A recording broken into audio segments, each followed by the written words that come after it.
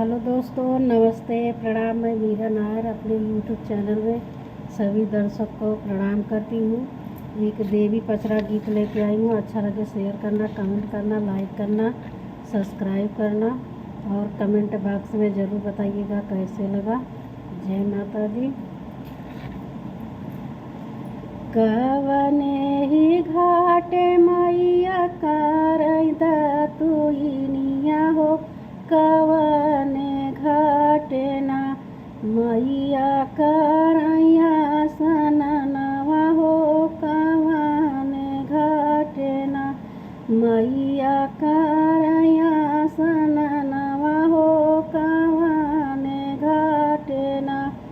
कवने ही घाटे मैया करई दतुइनिया हो, कवने घाटे ना मैया करैया सननवा हो, कवने घाटे ना मैया करैया सननवा हो, कवने घाटे ना पूरबुही घाटे मैया करई दतुइनिया हो, पश्चिम घाटे ना मैया करैया सननवा हो, पश्चिम घाटे ना मैया करैया सननवा हो, पश्चिम घाटे ना मैया करैया सननवा हो, पश्चिम घाटे ना पूरबुही घाटे मैया करई दतुइनिया हो, पश्चिम घाटे ना मैया करैया सननवा हो, पश्चिम घाटे ना मैया करैया सननवा हो, पश्चिम घाटे ना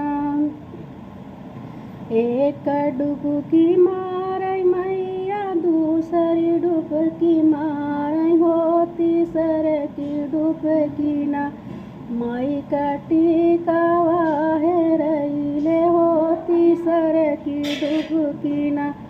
माई का टिकावा हेरानिन हो, तीसर की डुबकी ना एक डुबकी मारिन मैया दूसरी डुबकी मारिन हो, तीसर की डुबकी ना माई का टिकावा हेरानिन हो, तीसर डुबकी ना माई का टिकावा हेरानिन हो, तीसर डुबकी ना मोरे पीछवरवा मलहा भैया ही तानिन हो, निकाली देतना हमरा टिकावा हेरानिन हो, निकाली देतना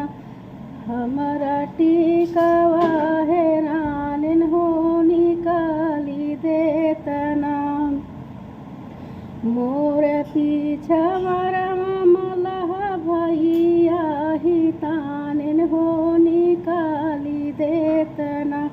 हमरा टिकावा हेरानिन हो, निकाली देतना हमरा टिकावा हेरानिन हो, निकाली देतना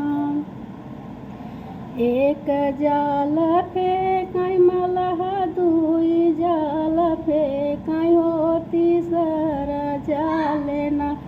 माई का टिकावा याड़ू झानिन हो, तीसर का जाल ना माई का टिकावा याड़ू झानिन हो, तीसर का जाल ना एक जाल फेंकै मलहा दुई जाल फेंकै हो, तीसर का जाल ना माई का टिकावा याड़ू झानिन हो, तीसर जाल ना माई का टिकावा याड़ू झैले हो, तीसर जाल ना तोहरा के देबै मलहा धन दौलतिया हो रा देवैया मार सुहागवा हो रानियावा तोहरे ना देवै गोदी में ललनवा हो रानियावा तोहरे ना तोहरा के देवै मलहा धन दौलतिया हो रानियावा तोहरे ना देवैया मार सुहागवा हो रानियावा तोहरे ना देवै गोदी में ललनवा हो रानियावा तोहरे ना देवै गोदी में ललनवा हो रानियावा तोहरे ना कवने ही घाटे मैया करई दतुइनिया हो कवने काटे ना